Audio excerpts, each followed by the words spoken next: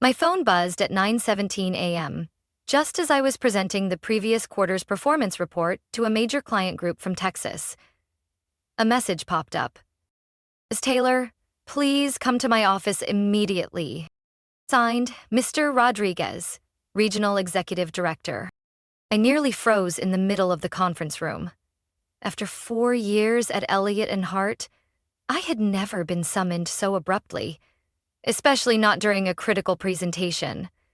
I apologized to the clients, handed off the rest to a colleague, and stepped out into the hallway, clutching my phone like it had just turned into a summons. Mr. Rodriguez's office door was always shut. This morning was no exception. I knocked twice. Come in. The air inside was so tense it felt suffocating. He pointed to the chair across from him without a word.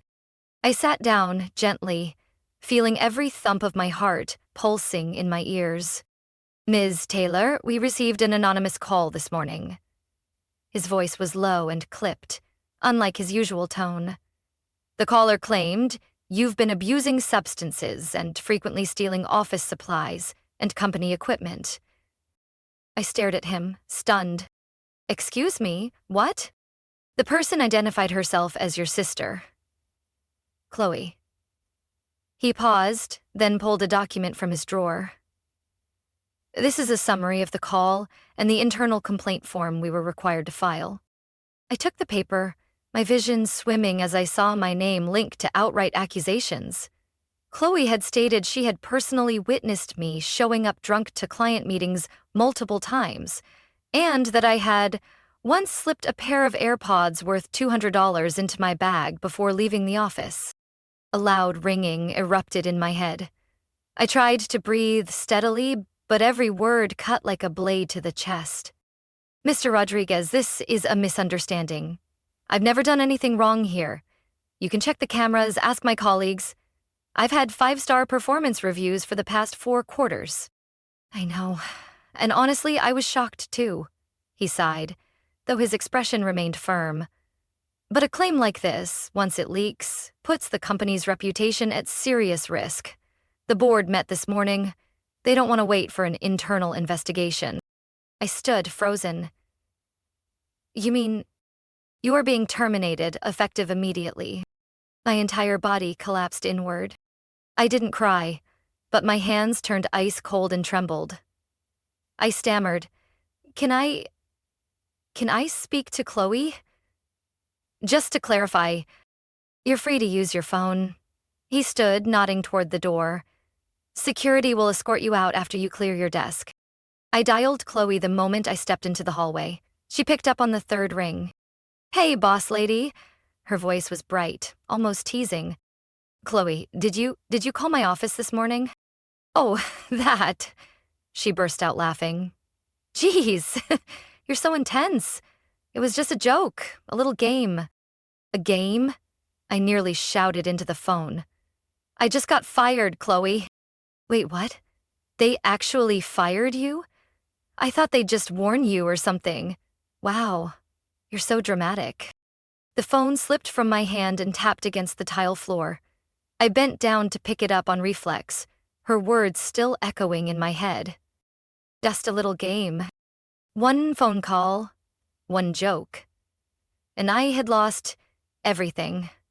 My job, my reputation, the promotion I had spent 4 years working toward. I got back to my Brooklyn apartment around noon, after quietly clearing out my desk and avoiding the pitying glances of my coworkers. Everything had unraveled so fast. My employee badge was deactivated the moment I passed the turnstile, my internal account locked. Every tie to Elliott and Hart severed, as if I had never existed in their system. Before I could even exhale, the phone rang again. Mom. I hesitated for a second, then answered.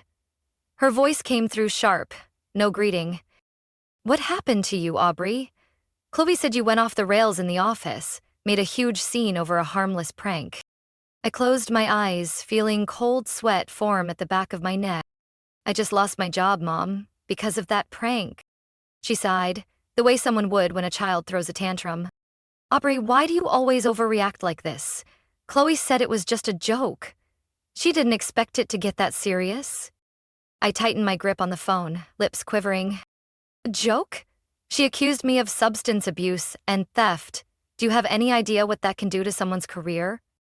She's your sister, Aubrey. You should learn to be more forgiving. Honestly, maybe that job was too stressful anyway. This might be a sign it's time for a new direction. I couldn't believe what I was hearing. She didn't even hesitate. What are you saying? I asked, my voice hoarse.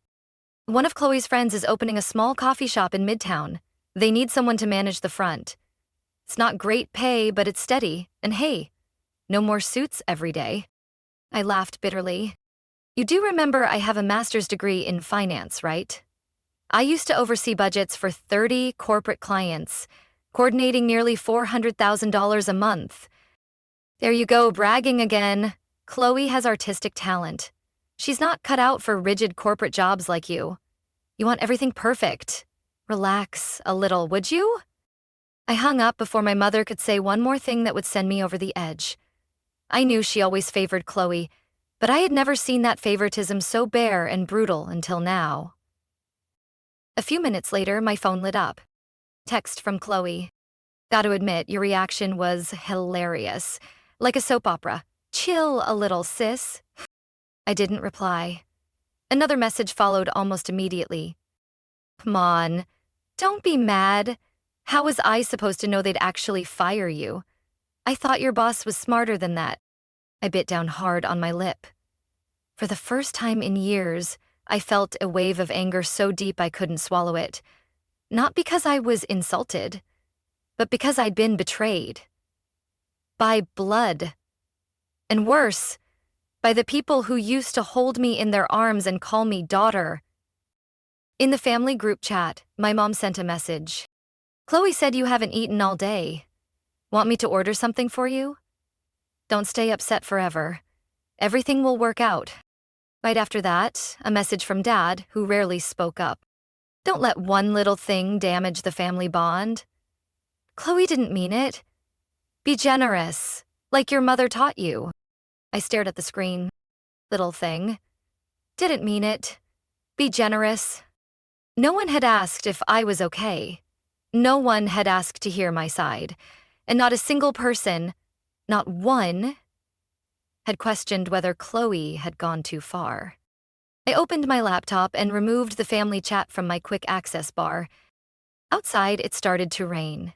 Not a dramatic downpour, just steady, cold raindrops. The kind that wear you down slowly, like the way my family had treated me for years. Never enough to break me completely, but enough to erode every ounce of trust. I got up, walked to the window, and stared down at the traffic moving indifferently below. If they had chosen to stand with the one who pushed me off the ledge, then maybe it was time I learned how to climb, without waiting for anyone to pull me up. That evening, in a living room lit only by the dull hum of the fridge and the overhead light casting a faint glow on the cold wooden floor, I opened my laptop. I reopened my LinkedIn profile. I updated my former title, listed the financial campaigns I'd led, highlighted the growth stats of key clients, line by line, metric by metric, everything I had built over the past 4 years, now erased by a single phone call. No, I wasn't going to let some vicious prank define my ending. At 10:17 p.m., I sent my first email. To Nate Benson, head of finance at Weller Strategies, a direct competitor of Elliott and Hart. He had been a guest speaker at last year's post-pandemic value chain forum, where I presented on corporate resilience. I proofread it 3 times before hitting send. Then I sent 6 more, to companies I knew were expanding their market share, to people I had once supported, people who actually knew who I was, not the distorted version Chloe had created. The next morning, I got 3 replies. One of them was from Skylar Moore, CEO of Carrington Capital. I'd once helped her optimize their portfolio 3 years ago. Aubrey, I heard what happened at Elliott. Call me today. We need someone like you, and we don't buy into gossip. At exactly 9:30, I joined the first Zoom call. I wore a white button-up shirt, pulled my hair back neatly, and looked straight at the screen with steady eyes. The meeting lasted 28 minutes. Skylar didn't ask how I was feeling. She asked which high-risk portfolios I'd managed while maintaining positive returns. I responded with a pre-prepared analysis, case studies I had led, and closed with a sentence I'd never had the courage to say back at Elliott. I'm not here to ask for a chance. I'm here to show you what they lost. 3 days later, I received a formal offer from Carrington Capital. It came with a note. Position: Senior Strategy Advisor. Salary: $152,000 per year plus performance bonuses. Twice your previous income. I stared at the number without blinking. Not because I was shocked, but because I knew I'd earned every bit of it. Over the next few days, I reconnected with former colleagues. Sent out LinkedIn invites. No explanations, no complaints, just one quiet signal. I'm back. Friday afternoon, I got a message from Amy Tran, former legal advisor at Elliott, who had left a year ago after clashing with HR. Rodriguez is panicking. They just lost a major contract. They don't know you're behind it. I smiled. Rodriguez had thought cutting me loose was the cleanest way to protect the firm's reputation. But he forgot something. I was the reason they had one in the first place. And now that Carrington was targeting Elliott's former clients, I was the one designing the playbook. The war hadn't started yet, but the board was already in motion. I turned off my screen and looked out the window. Chloe kept texting. Every day, a new angle. Heard you got a new job. Kinda knew you'd be fine. After all, we're still sisters, right? I didn't answer. Not out of spite, but because I was no longer in a position where I owed her, or anyone, an explanation. I'm rebuilding my world. Quietly, steadily, brick by brick. Using the very stones they once tried to bury me with. Just 3 weeks after I signed the official contract with Carrington Capital, the news got out. Not from me, but from my mother. She ran into the wife of a board member at the company during a community center dance class. And just like that, the story of Aubrey being hired as a senior advisor with a 6-figure salary became the main topic at my family dinner, even though I wasn't there. That evening, my phone blew up. A message from Chloe. Heard you're the big boss now. Congrats. By the way, this month's studio rent is kinda urgent. Can you help? Before I could reply, the family group chat lit up. Mom. Sweetie, your dad's thinking of remodeling the kitchen. The gas stove's too old. But the contractor quoted a bit high. Could you help with part of it? I'm sure you understand. Since you're in finance. Don't say no to your mother. It's just a little help. Tyler, my brother who once borrowed my college fund to open a failed gaming cafe in Ohio, chimed in. My car just got towed. I need to pay $1,400 within 2 days or they'll auction it. Can you help? I sat frozen, staring at the glowing screen. Not one sincere congratulations. No one asked, are you okay? Or have you moved past what happened with Chloe? Just money. I opened a new email folder titled Family Financial Requests. Every message, every ask, every excuse. I saved it all. That night, Chloe sent another private message. Just saw the limited edition Chanel bag is on sale for 40% off. Can you front me the cash? I'll pay you back, promise. I checked Chloe's account activity for the month. She was still using the credit card I co-signed when she was a sophomore in college, even though I'd asked several times for it to be canceled. Last transaction? A luxury sushi restaurant? 3 bottles of premium sake? Nothing even remotely tied to the art she kept using as an excuse. Tyler wasn't any better. Despite claiming the car was towed, the bank statements I still had from helping him last year showed that 80% of his spending went to online games and electronics. I opened Evernote, created a new file, logged the dates, times, and contents of each call. Then I logged into my parents' bank account, the one I helped them open and used to pay off their debt 2 years ago. The most recent debit? A deposit of $5,200 for new granite countertops. Meanwhile, Mom had just said the contractor quoted a bit high. I took screenshots. Every detail, every warped truth, every sweet-sounding sentence used as bait for sympathy. The next morning, I got a call from Mom. "You didn't respond to last night's message," she said in that overly gentle voice. "Your dad and I need to place the final order for the wood cabinets by the weekend. They're holding it for us." I paused for a few seconds. "You know, I just got a new job. A good salary. Helping your dad a little won't hurt," she added. I replied calmly. "And what about Dad's credit debt? Should I count that too?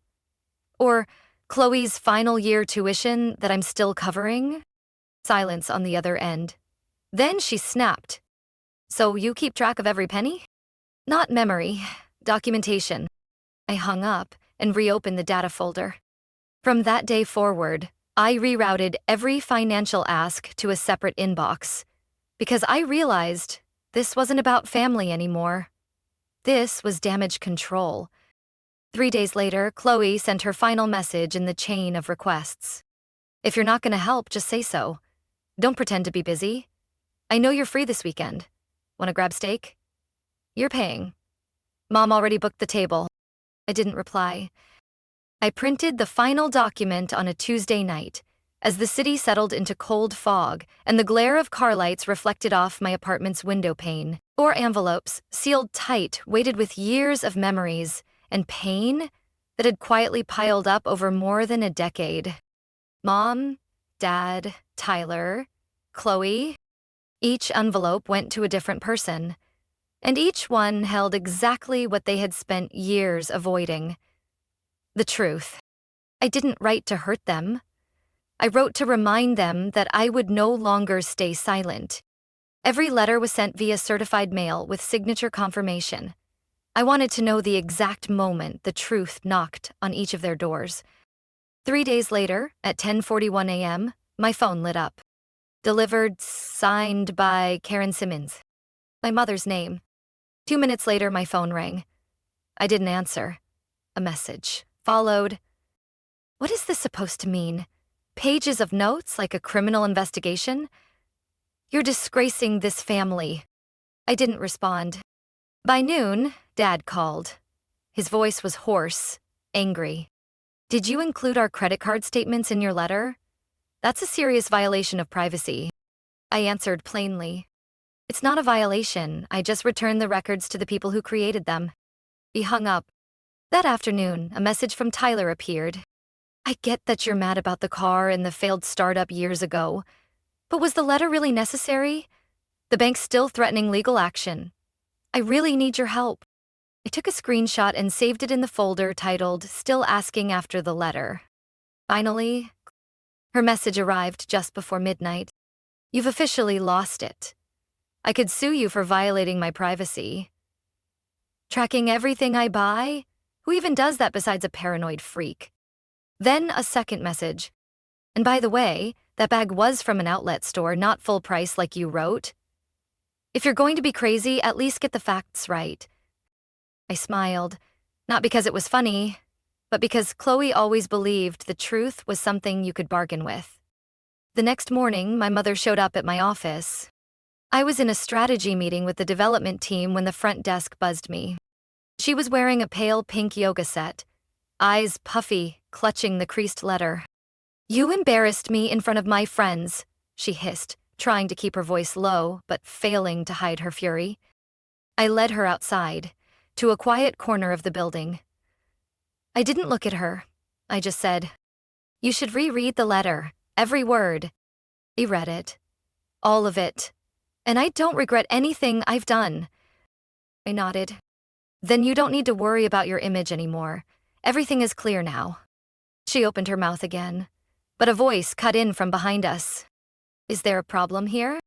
It was Laura, our head of communications, someone the executive team trusted deeply. I replied calmly, "No, just a personal matter." Laura looked at my mother, then back at me. Her tone was gentle but firm.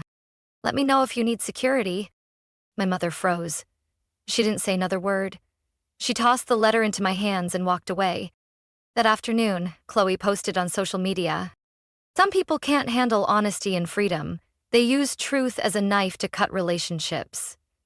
PSA, getting stabbed in the back by your own sister still hurts." The post included a photo of an open suitcase showing a passport. Final line. Paris. One way.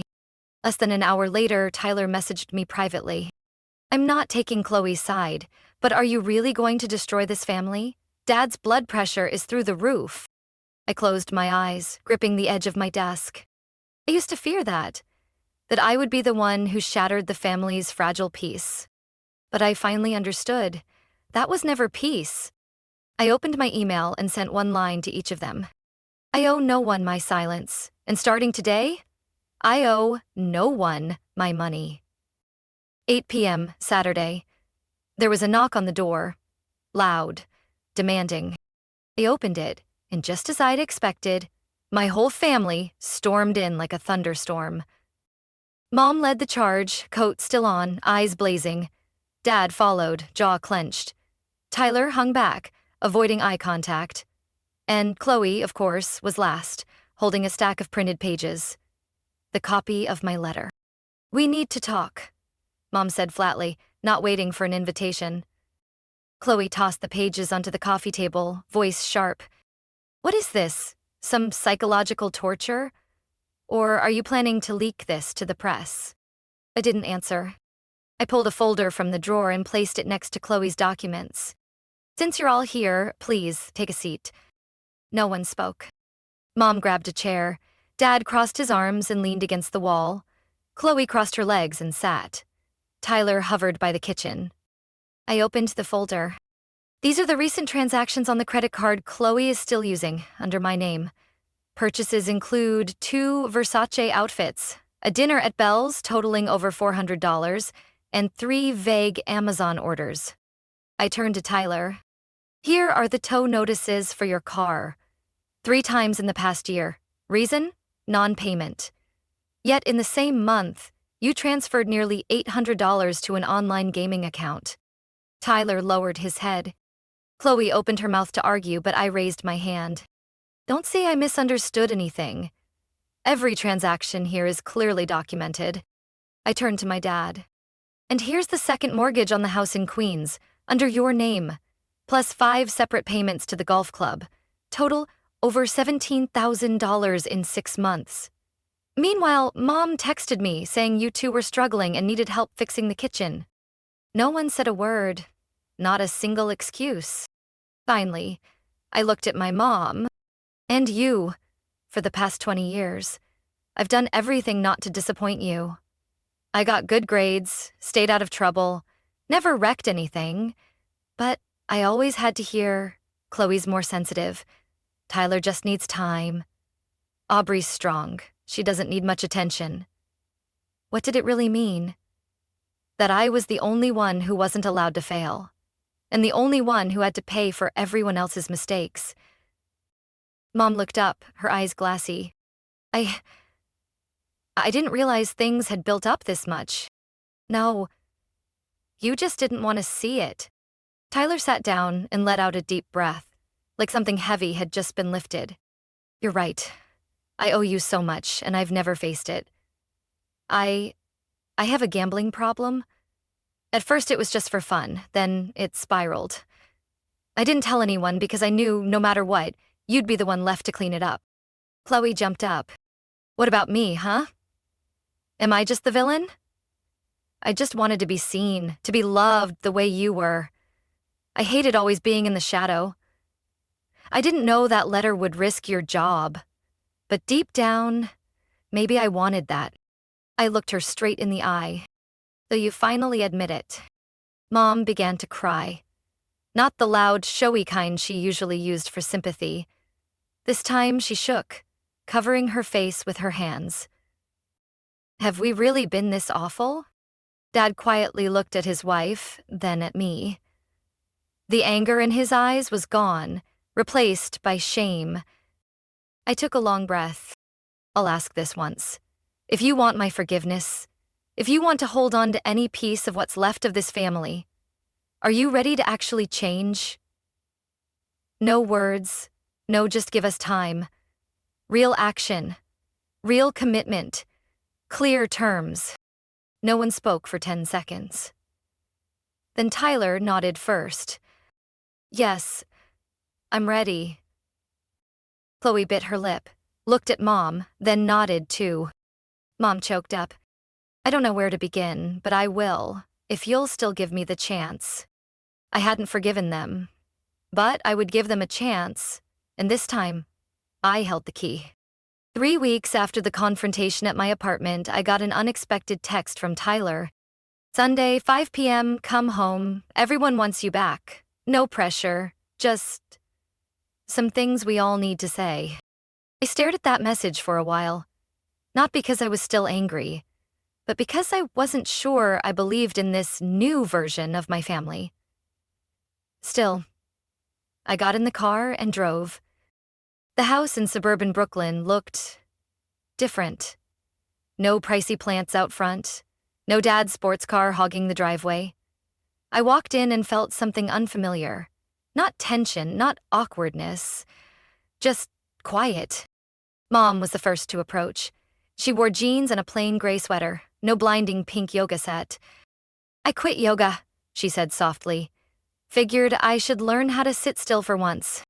Dad gave a nod as I walked into the living room. I canceled my golf membership, signed up for a weekend cooking class instead. I glanced at the dining table, a place that hadn't hosted all of us at once in years. But now, everyone was there.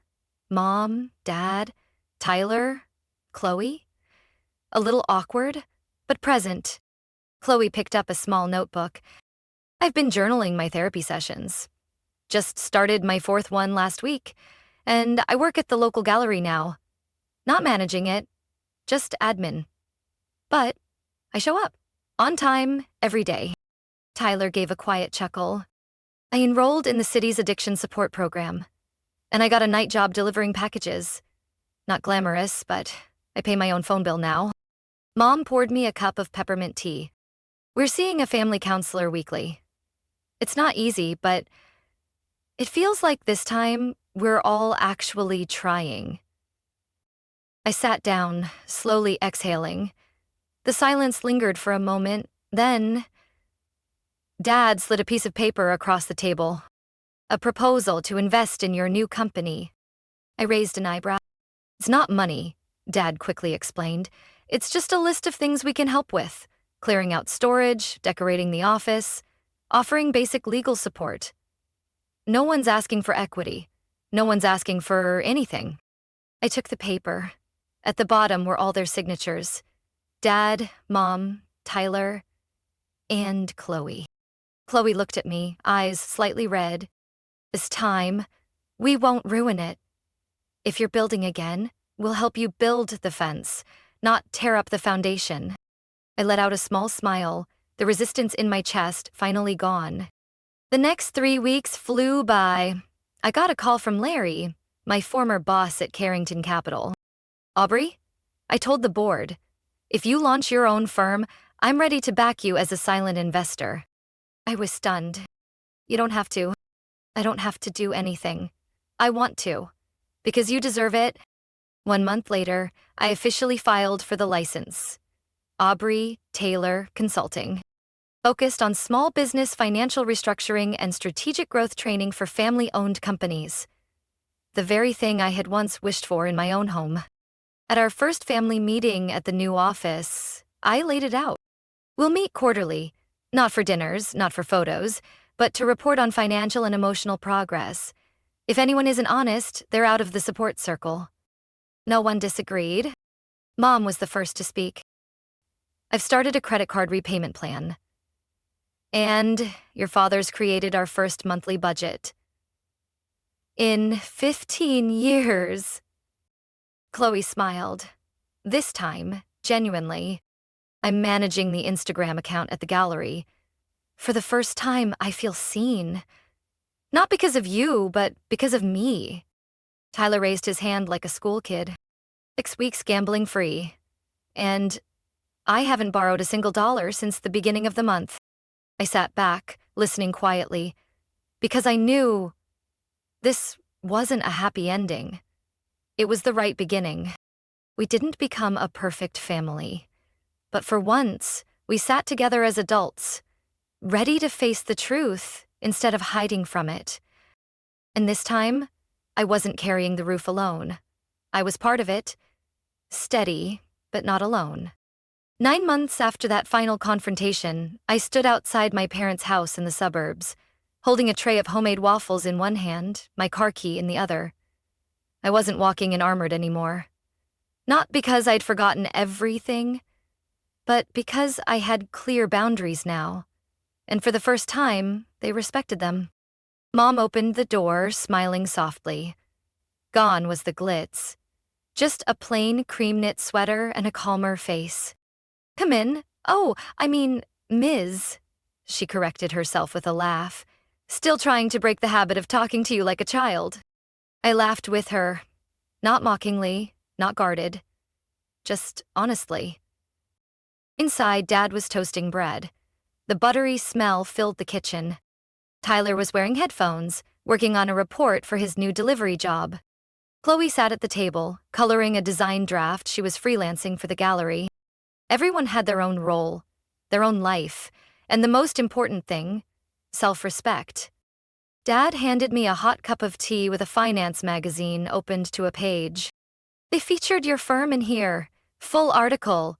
Your mom showed it to Ms. Betty next door." I turned the page and saw my name printed boldly under the headline. "The woman who turned hurt into strategy." I didn't grin or celebrate. I just nodded. They were finally learning how to be proud, the right way. Dinner was simple. No talk of the past, no mention of how Chloe once cost me my job, or how Tyler once borrowed without returning. Instead, we talked about this year's goals, work updates, even Mom's new low-sugar granola recipe. At the end of the meal, Chloe pulled a letter from her pocket. "I wrote this for you, not to apologize, but to say thank you for not cutting me out of your life, even when I probably deserved it." I took the letter, but didn't open it. "You're not a shadow anymore, Chloe.